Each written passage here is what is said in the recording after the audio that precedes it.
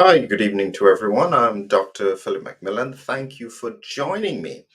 As again, I am talking about some inconvenient scientific facts. This is related to a publication that was done early in April of this year. My question is, why in the world did this research take so long? Now, you may notice I've not said the name, and you may notice I've not said the name of the company. Why was that? Or why is that? Well, last week I did a similar kind of presentation about a problem with regards to how a particular company had been promoting a specific therapy, and they were then fined for it, but the fine was a fraction of how much they earned. But immediately, as I spoke about this company that rhymes with a number of words, including improviser, the video was restricted. And so I've learned my lesson. You just have to learn to read between the lines. So I'll be talking about a drug here that has been promoted avidly over the past few years. And I'm just breaking down to ask a few simple questions about why in the world, after this drug has been promoted for so long, did it take so long for it to be reported? So that's what I'll be trying to do today. And here is the paper that I'll be making reference to.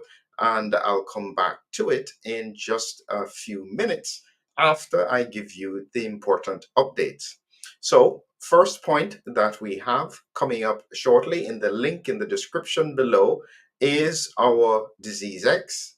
This is where it's a combination of videos. We've collated all of Gert's videos over a period of about 2 to 3 years. But this is a book that we're doing because people keep on asking me about what can they do. So this is essentially me trying to put together my thoughts as to what is available out there. And so you have to put in your email address in order to get access to all the videos. But there is no commitment. So it doesn't matter too much. So you can just join us in that. The second important update is to do with Humming Heroes. And this is a project that we did on Kickstarter, which was successful. And now what we're preparing to do is we are preparing to get this launched on Amazon. So we've got the book ready, and we want people who are interested in getting this book to come along and register so that we can have a launch on it. If you want to see what the book is like, it's not just an ebook. This is it here. This is the first printing of it, Humming Heroes. This is the back of it. So it will be a hardcover book, and inside it, it covers all of the topics, and it covers not just the story, but also the scientific explanation of the story. And it has some great images in there as well. So this is a great book. So you can join us in that important piece of work. Sorry. Then coming up as well, you have the fact that in the description is the Advanced 360. Please, this is the pre-launch sale. It is at a significant discount. What I'm doing so far, we've just covered part one. That's about 5, 6 modules. We're preparing coming up shortly part two, Frontiers in Immunity. But this is just the baseline part of the course. It will be over 30 modules by the end of that time. And so if you want to join us, and this is the final point, if you want to join us in that recording, register here. This is where I'll be recording it before it then goes up on the course. If you're going to register the course, do it before the price goes up.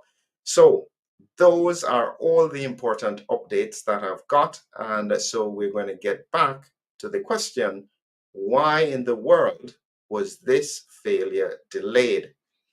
So you have to understand, and I'll bring up the paper here.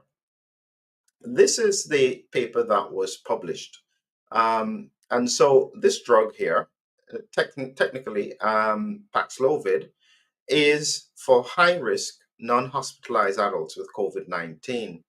And so the author was Jennifer Hammond here, and you can go down to see the full paper here. And it is technically a coronavirus protease inhibitor. All right, and I'll show you what that's about in a little bit. They did a trial, double-blind, randomized trial, and they put in, and this was the original study. Sorry, in this was done. Let's go back up here a minute. I have two of them here. This was February 2022. Okay, I'm going to come back to this study in a minute, but let's look at this one here. So again, they repeated the study. This was published on the 3rd of April 2024. And again, you have here, this is an antiviral or protease inhibitor. They were looking at the efficacy of it in patients who were at standard risk for severe COVID-19, 2 to 3 phase trial. They randomized it and they had about 1,296 participants who were randomized. And the conclusion of the study, the time to sustained alleviation of all signs and symptoms did not differ significantly between participants who received it and those who received the placebo. That's essentially the conclusion. That's very important because I suspect a lot of people have no idea that this has come out. Now, I suspect this extends all the way up in terms of who doesn't know. So if you go here, and this is now with regards to the CDC, treatments and medications, that what they're recommending, and you go down to treating COVID-19. And as you come to treatments, what have they got here? It's right here. This is what they want. Start as soon as possible within 5 days, taken at home by mouth orally. Interestingly, they have another drug here that apparently doesn't work either. But it seems now that this one is no longer having any benefit. Why would it still be there? Well, is it that they don't know? Is it that they haven't been up to date with the recent publication? I don't know. But this is significant because what it also means is that at the moment there is no effective antiviral that is accepted by the scientific community to stop COVID-19. I'm going to come back in a minute with regards to what I think is happening because this is actually very significant. This drug showed benefit in the first study and doesn't show benefit in the second. What's going on here? That's a very important question. But my point here is, why did it take almost 2 years to report? Now you have to work with me. This is now where we're going to break this down and we're going to think carefully about what we're seeing here. So, as I mentioned, there was a first study. This one here, again sponsored by the same company that rhymes with improvise, I guess. Anyway, so this study was published on the 16th of January 2022. Okay, follow this now. So, here in the same study, between the 16th of July and December 9th, 2021, a total of 2,246 patients were enrolled worldwide. So, they completed the study in December 9th, 2021. And let's go back again. And it was published by the 16th of February 2022. So this is just about 2 months before they actually got the paper ready, got it to the journal, and published it. So just over 2 months, 9th of December to the 16th of February. So this indicates that this is something that they can do quickly if they want to. So let's go back to the other study. And again, as I said, this is just asking some simple but very, very important questions because it is relevant to what we are seeing. So, as I said before, in this study here, so again, I'm going to show you this more recent study, and this is the one that shows it's not effective. So again, this was published on the 3rd of April, 2024. When, this is the question, when actually was that study actually done? Take a look at this. That study was done from the 25th of August 2021 to the 25th of July 2022. So July 25th, 2022. Did I get that right? July 25th, 2022. They had completed the study by then. They had done their randomization, 1,296 participants. Yet it was published on the 3rd of April, 2024. This is almost 2 years. Now, I mean, maybe there was a problem. I don't know. Maybe they didn't have all the data. Maybe there could be a whole ton of reasons why it took so long. But the question you have to ask is they must have known this data. So the company that I'm talking about must have been aware of this data. I'm having to be very careful here because they're probably going to want to restrict this video as well. So they would have been aware of this data. Yet they would also have been aware that many organizations across the world were promoting this medication as being beneficial. Well, I mean, there could be a number of reasons why they were okay with that. So let's look a little bit more at the research summary. This is the summary, and that just recently came out with the paper. So again, they were looking at this antiviral treatment, and they were comparing it to placebo. So they had 658, 638. And they started this in August 21. No, they finished it in August. I can't remember when they started it. So they were looking at reduction of hospitalizations. This is time to sustain alleviation of all targeted signs and symptoms. 12 in the treatment group, 13 in the placebo group. No significant difference. Serious adverse events. Actually, there were more adverse events in the placebo group. That's interesting. And then the commonly reported adverse events, and this is a metallic taste, diarrhea, nausea. They had more side effects than the placebo group. This is what you would expect. And the conclusion among patients with COVID-19 who are at standard risk or high risk for progression, this drug did not significantly shorten the time to symptom alleviation. Well, as I said, how interesting.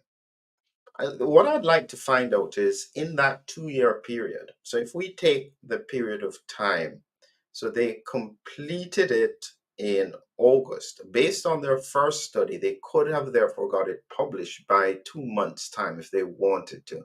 So you're talking about September, October 2022. They could have put that information out there. Would that have impacted on sales? Possibly. I'm sure people would have probably still wanted it just because they've got an ideology. That's possible. I wonder how much was made during that period of time. Interesting. Because we've been hearing about all these rebound symptoms and so on. And this is now, I mean, it's one part of the question that I have with regards to, the fact that there was this delay. But an even more important question is why? Now, when they did the first trial that got benefit, it was in an unvaccinated cohort, and this was one of the criticisms. They're saying that you're extrapolating the thinking that it's going to work in the vaccinated cohort in the same way that it does in the unvaccinated. It seems logical, but that's not how it works because you still need to see if it actually has benefit. And lo and behold, when they actually did the study, they found that it didn't have benefit. But here is the critical question. Why?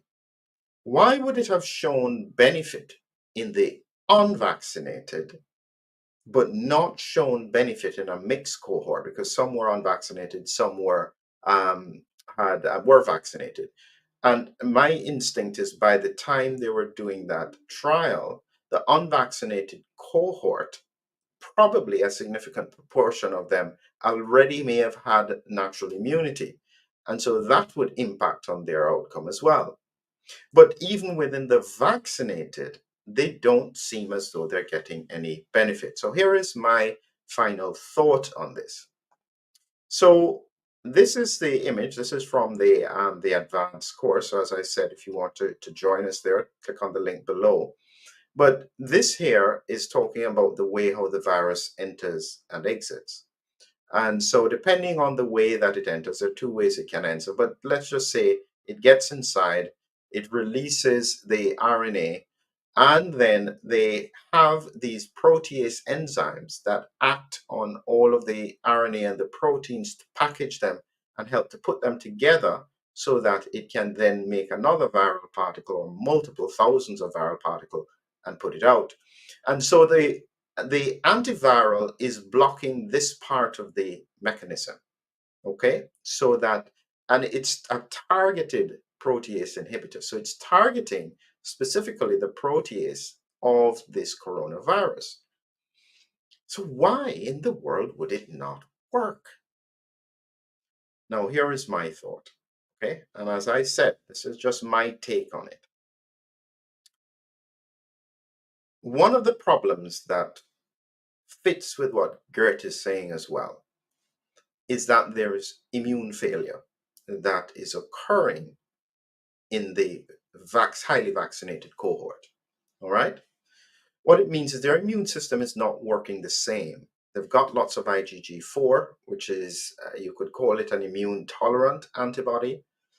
And I suspect that they are having difficulty clearing virus. So one of the things that I thought with rebound, when rebound was occurring, I was saying that they probably need a longer course, not 5 days.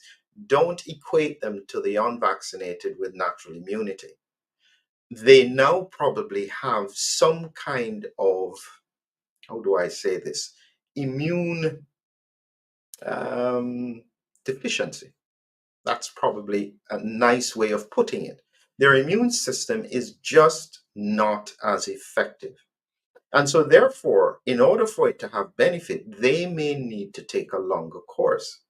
Instead of 5 days, it may need to be 10 days.